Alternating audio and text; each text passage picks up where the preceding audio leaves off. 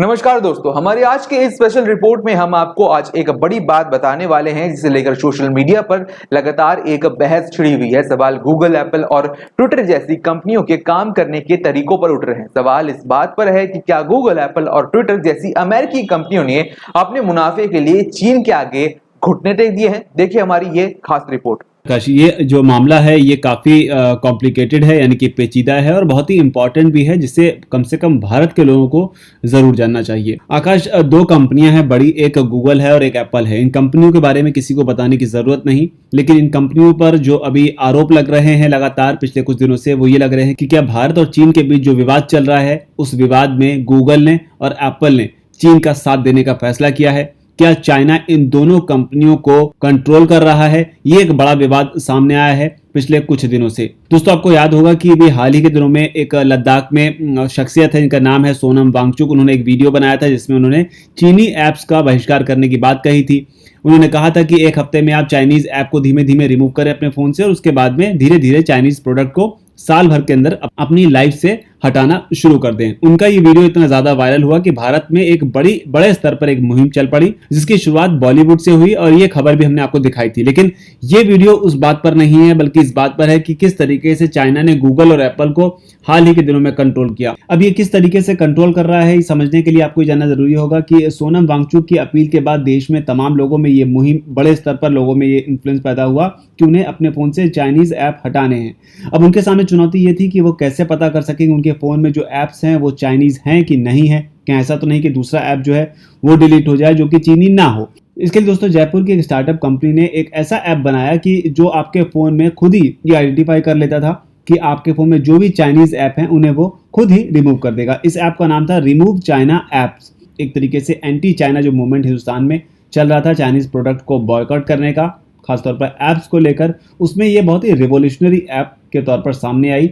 17 मई को लॉन्च होने के बाद एक महीने का भी वक्त पूरा नहीं हुआ और 5 मिलियन से ज्यादा लोगों ने हिंदुस्तान में इसे डाउनलोड कर लिया, जिसके बाद चाइना में इसे लेकर काफी खलबली मच गई। गूगल प्ले स्टोर में ये ऐप जो है लगातार टॉप पर बनी रही। इतने ज्यादा डाउनलोड होने के बाद में जो इसकी रेटिंग थी वो 4.9 थी, यानी कि इतने कम समय में इतनी शानदार रेटिंग हासिल करने के बावजूद ये ऐप कमाल का प्रदर्शन भारत में कर रही थी यूजर्स के हिसाब से। लेकिन हिंदुस्तान में ये ऐप इतनी ज्यादा फेमस क्यों हुई, ये तो आपको बता चुके हैं, क्योंकि सोनम वांगचुक ने अपील की थी। इसके अलावा कोरोना वायरस को लेकर जिस तरीके से दुनिया भर के देश जो है वो परेशान हो रहे हैं, उनमें से भारत भी एक है। फिर लद्दाख में जिस तरीके का बॉर्डर का स्टैंड ऑफ चल रहा है, उसे लेकर भी भारत के लोग जो हैं एक नेशनलिज्म की भावना के तहत इस ऐप के खिलाफ जो है वो गए और रिमूव चाइना ऐप का जो सक्सेस रेट था वो इसी पर डिपेंड था। और न सिर्फ चीन के खिलाफ बल्कि भारतीय प्रधानमंत्री नरेंद्र मोदी का जो आह्वान था कि आत्मनिर्भर भारत बने, उसे लेकर भी ये ऐप जो है बेहद शानदार एक मिसाल पेश कर रही थी। लेकिन ये बात चीन को पसंद नहीं आई और यही वजह रही कि चीन का एक मीडिया है जिसका नाम है ग्लोबल टाइम्स,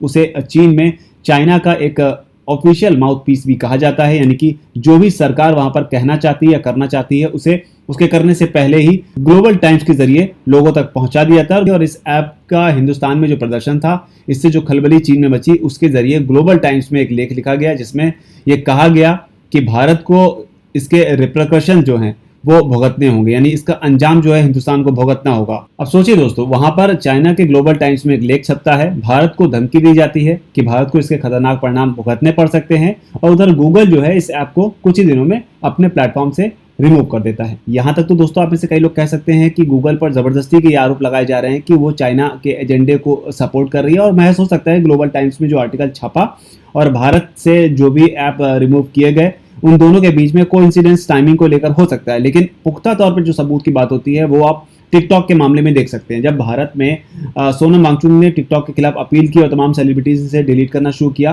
तो पब्लिक ने भी इसे डिलीट करना शुरू किया और नेगेटिव रिव्यूज जो है वो लगातार इसे देने शुरू कर दिए। लेकिन अब गूगल का रोल यहाँ पर क्या आता है, जब वो टिकटॉक के साथ खड़ी हुई, चाइना के साथ खड़ी हुई और भारत के खिलाफ खड़ी हुई। गूगल ने किया क्या? गूगल ने किया ये कि जो नेगेटिव रिव्यूज थे, 8 मिलियन नेगेटिव रिव्यूज जो टिकटॉक को मिले थे, उन 8 मिलियन नेगेटिव रिव्यूज को हटा दिया। अब आप उसे इस तस्वीर के जरिए बेहद आसानी से समझ सकते हैं। देखिए लेफ्ट साइड में जो टिकटॉक की फोटो आप देख रहे हैं उसमें 1.2 रेटिंग हो गई थी टिकटॉक की जब लोगों ने उसे रिव्यू देना शुरू किया, और जो एंटी चाइना सेंटीमेंट्स भारत में काम कर रहे थे उसे लेकर। और नीचे आप देख सकते हैं लिखा हुआ है साफ तौर पर 28 मिलियन रिव्यूज।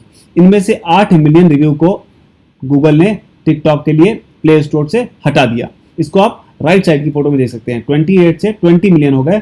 और सडनली क्या होता है कि टिकटॉक की जो रेटिंग है वो 1.2 से बढ़कर 4.4 हो जाती है।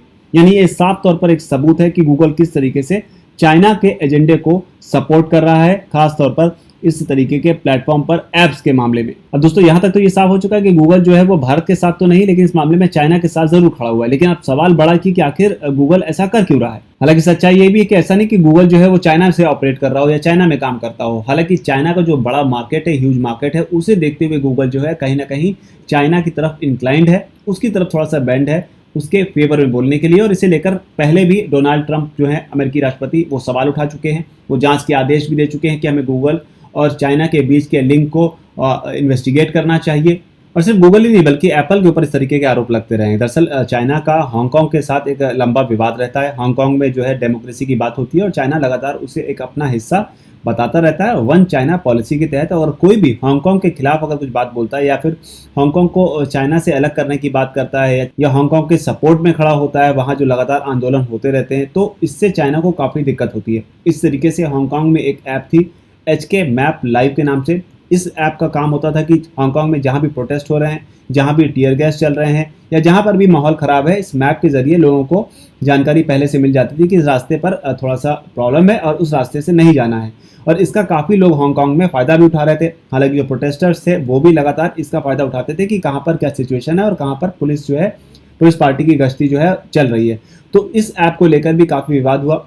चाइना इस ऐप से काफ़ी नाखुश था। उसका ये कहना था कि जो भी वहाँ पर प्रोटेस्टर्स हैं वो इस ऐप का फ़ायदा उठा रहे हैं, जिससे एडमिनिस्ट्रेशन को काफ़ी दिक्कत आ रही है वहाँ पर लोगों को कंट्रोल करने को लेकर।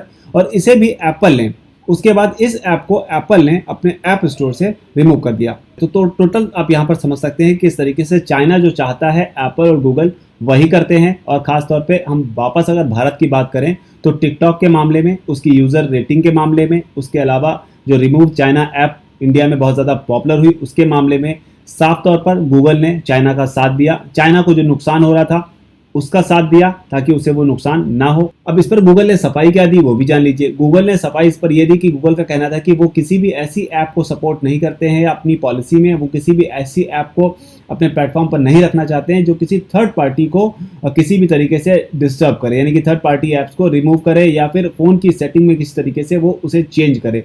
तो ये सफाई गूगल की तरफ से थी। लेकिन अब ये सफाई कितनी जायज़ है कितनी नाजायज़ है ये एक बड़ी बात है। और ना सिर्फ गूगल या एप्पल बल्कि अभी भी एक खबर ऐसी आई जिसमें ट्विटर ने भी कुछ ऐसा ही किया। दरअसल हुआ ये कि अमूल ने एक पोस्टर लॉन्च किया चाइना के खिलाफ, जिसमें उसने अपना एक पोस्टर लॉन्च किया जिसमें कई बार अमूल जो है मैसेज देने की कोशिश करता है। और इस बार जो थीम उसने अपने इस मैसेज की रखी या अपने इस बिलबोर्ड की रखी, उसमें लिखा कि एग्जिट द ड्रैगन, यानी कि ड्रैगन को आप बाहर निकालें, अमूल मेड इन इंडिया। लेकिन ट्विटर को पता नहीं इस बात से इतनी दिक्कत क्यों हो गई कि उसने इस पोस्ट को ब्लॉक कर दिया। हालांकि थोड़ी देर के बाद जब ट्विटर पर काफ़ी हंगामा हुआ तो फिर उसके बाद में ट्विटर ने वापस इसको अनब्लॉक कर दिया, यानी इसे रोका पहले और उसके बाद में फिर दोबारा से इसे चालू कर दिया। दोस्तों यानी चीन आपके सैनिकों से उलझता रहे, आपके देश पर कब्जा करने की हिमाकत करे और आप उसके खिलाफ लिख भी ना सके। बोलना और उसके सामान का बहिष्कार करना तो दूर की बात है।